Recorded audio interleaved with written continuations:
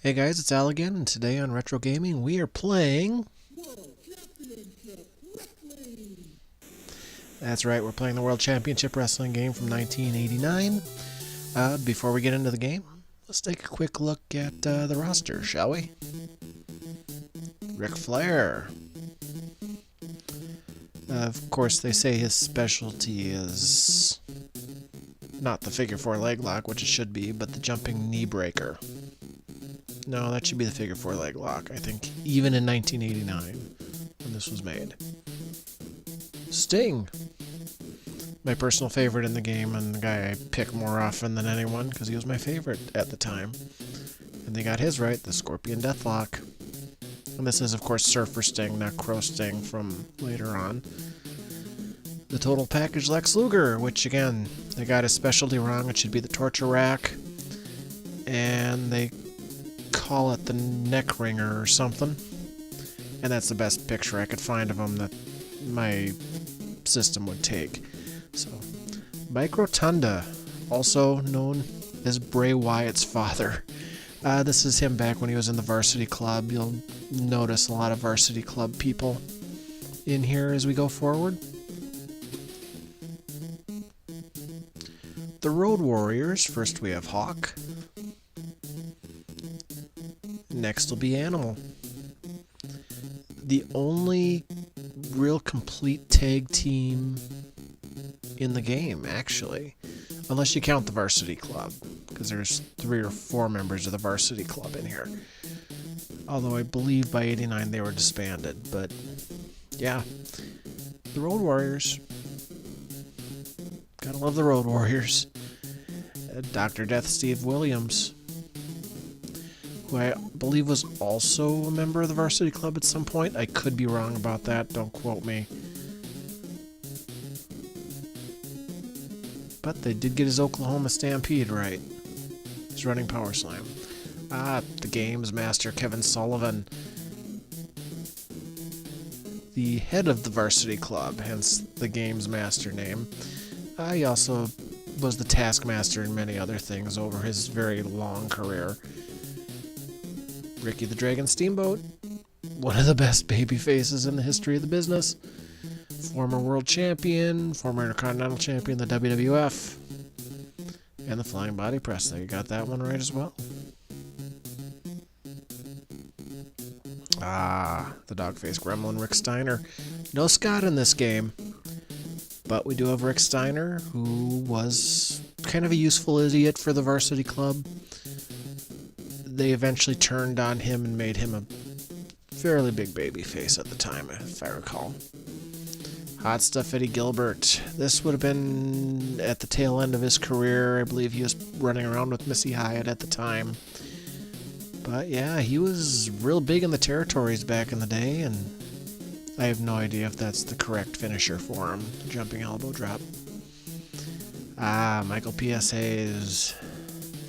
The only Freebird in the game, which I find really weird because I don't think Hayes was ever anywhere as Michael Hayes as a single, excuse me. I think he was always part of the Freebirds. And the WCW Master, who I've never gotten to, I've never seen, but just as a joke, maybe he's RoboCop. Who knows?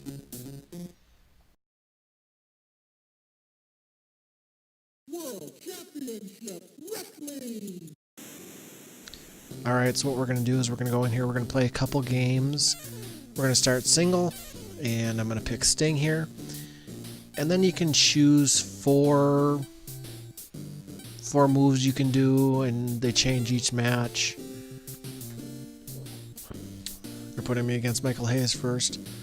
So for this match, I choose Pile Driver, Brainbuster, a Neck Breaker, and a Boston Crab.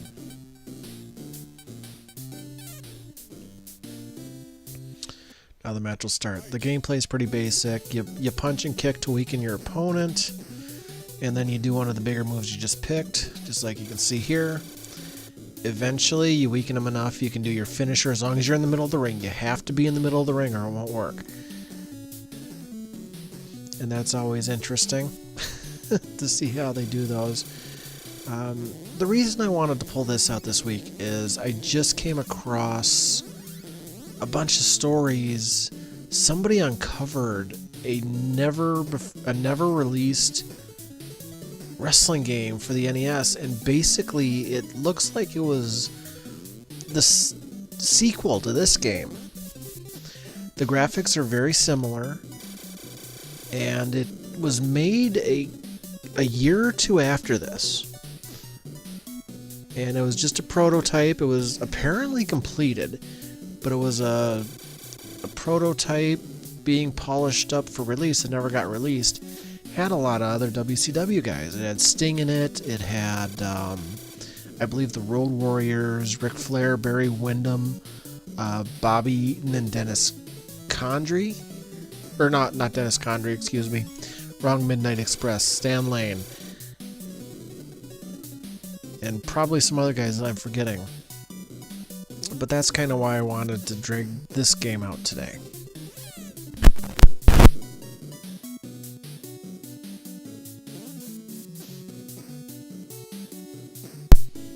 So as you can see here, you can dump your opponent out of the ring.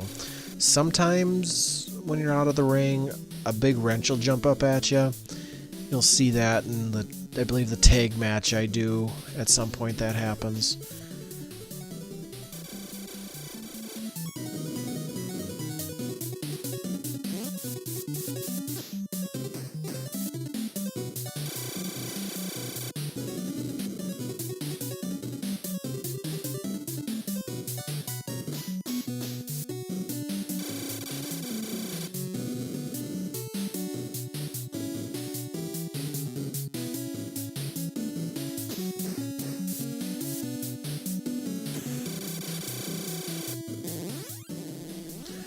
Now, you can also do things in this game like climbing to the ropes when your opponent's down. I don't do that much because I don't really find it to be very effective. More often than not, your opponent will move, so I just tend to stay away from that. Now, what I'm doing right now is I think I have Michael Hayes weak enough I can do my finisher on him, so I'm trying to position myself right in the middle of the ring so I can do it. But it just doesn't seem to work. Like right here, I'm trying to do it. I couldn't do it because I'm not in the right position. So I just drop him with a neck breaker. Now I'm going to wait for him to get up again to try to do it again. But I don't think it works this time. I don't think I get my finisher on Hayes. Nope. He just kind of brings me over into the corner here. Or against the ropes. Might even throw me out. Nope, he doesn't throw me out. Just gonna pile drive him, and I think I pin him just to make sure I don't lose the match.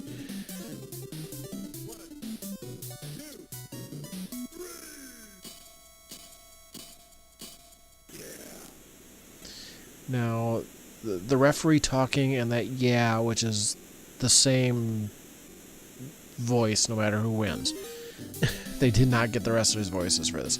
But that was something that was actually pretty revolutionary at the time. Not many games had any kind of voice acting like that.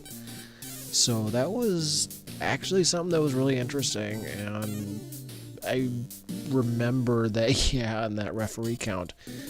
So this is one of those games, I don't think we ever owned it, but we would get it when we went to the video store occasionally on weekends. This is another one. Again, my family had a membership to a local video store. It was just a little mom and pop place, not far from where we lived, and we would go there and you could rent video games for 2 or 3 days, as well as movies, and usually me and my brothers, we'd switch off who got to pick the game and who got to pick the movies and such. But yeah, it was one of those games we'd pick up every once in a while, and I don't think we ever owned it. I could be misremembering that. But I know for sure we rented it for a while if we didn't rent it before we owned it. But I don't think we ever owned this one.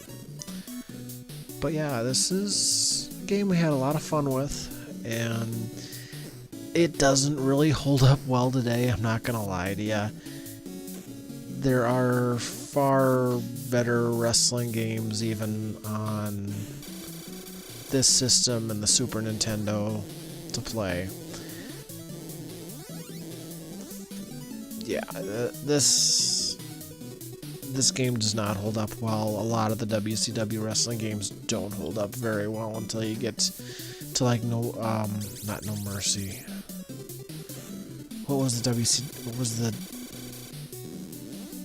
because there were a bunch of wrestling games, and I don't remember if they were all done by THQ or not, but they were all basically the same thing. It was like WWF's No Mercy, and there was another one they did, and then WCW had like WCW versus the NWO, and there might have been another one that were the exact same graphics and gameplay, but they might have even been done by the same company, I don't remember. And if they weren't, they were direct ripoffs of each other. But anyway, this is the last singles match I played through on this. Again, I didn't want to make this really long. The games get really repetitive after a while. So the next thing you're going to see here in a second is I'm going to pick a tag team to do a tag match with, and I picked the Road Warriors just because they're the most natural tag team in there. So I decided to pick them up.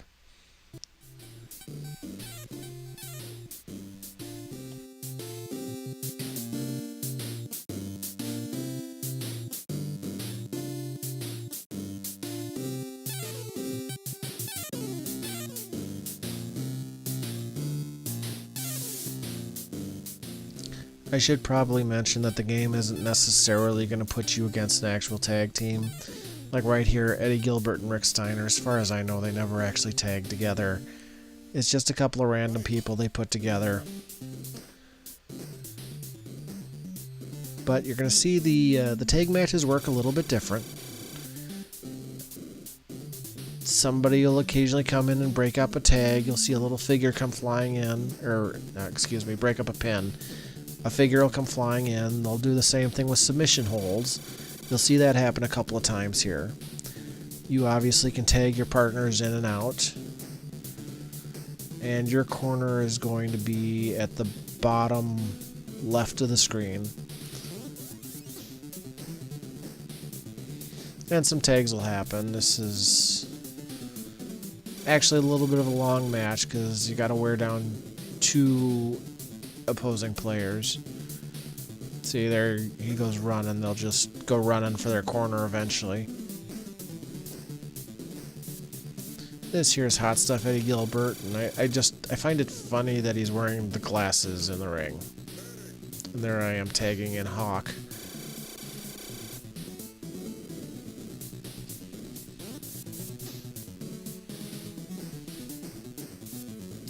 I forget if it was Hawk or Animal that's actually from not far from where I live. I live in Minnesota, and at least one of them is from Minnesota. I don't remember which one it is. It might be Animal, but one of them is from here. Just a random piece of trivia there. Even though they're billed as being from Chicago, Illinois.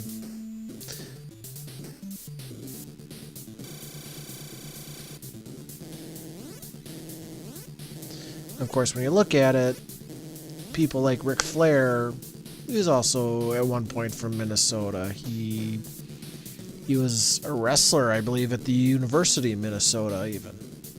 So, again, pointless trivia, but it's something I like to bring up in wrestling conversations. Taking Animal back in, and Gilbert's making a run for Steiner. Again, no Scott. That would have been interesting. Scott before he got all what seems to be roided up. I suppose technically I have to say allegedly, even though if you look at him, you can kind of tell. But, yeah.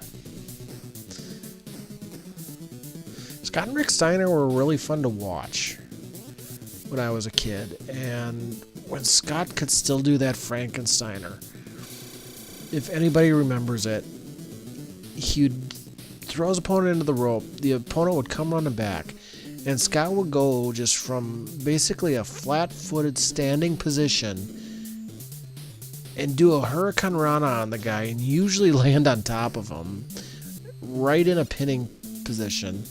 It just amazed me how athletic that guy was. It was insane.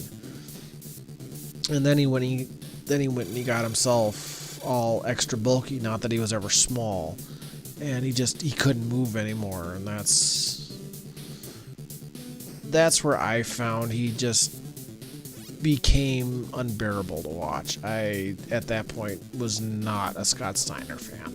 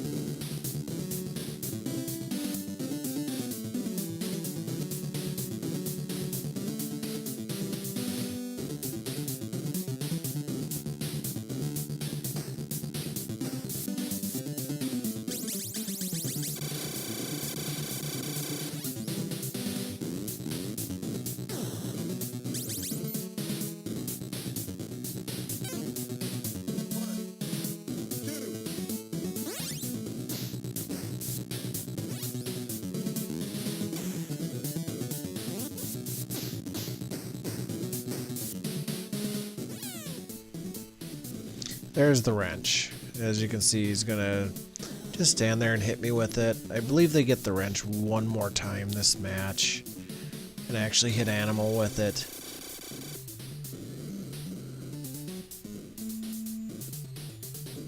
I just went over to the corner there to see if I could tag before he got in, but I couldn't. I couldn't remember. And of course, Gilbert, he's now running for Steiner again.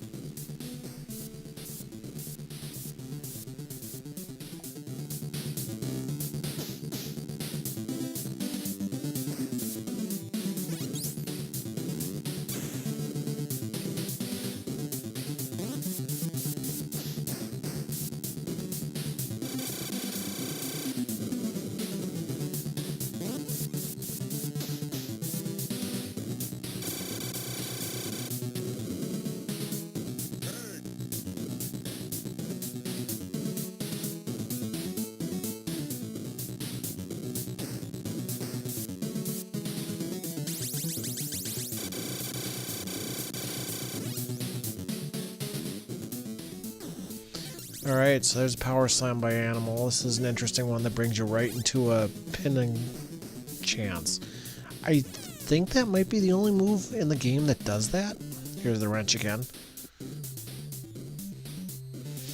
Most of them won't drop you right into a pinning position. Ricky Steamboat's probably does as well.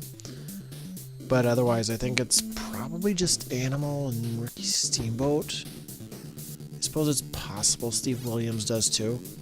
But yeah, that might be it. Otherwise, they're submissions or knock them out. This right here should be the end of the match. We just kind of knocked heads, and I was the first one up, so it's like, I'm getting this match over with. These tag matches are hard because you got to wear down both enemies or both opponents. It's impossible to isolate anybody. And that was WCW Wrestling for the Nintendo Entertainment System. I hope you guys enjoyed the gameplay. Again, this game hasn't aged very well, but it could be fun if you get a second player and you go head to head with someone. That could be a fun little run. Otherwise, it's okay for trips down memory lane. Tell me in the comments, who's your favorite WCW wrestler? Personally, mine was Sting, always growing up. I'd love to hear any memories you guys have of the now defunct WCW. This has been Al. I'll see y'all next time.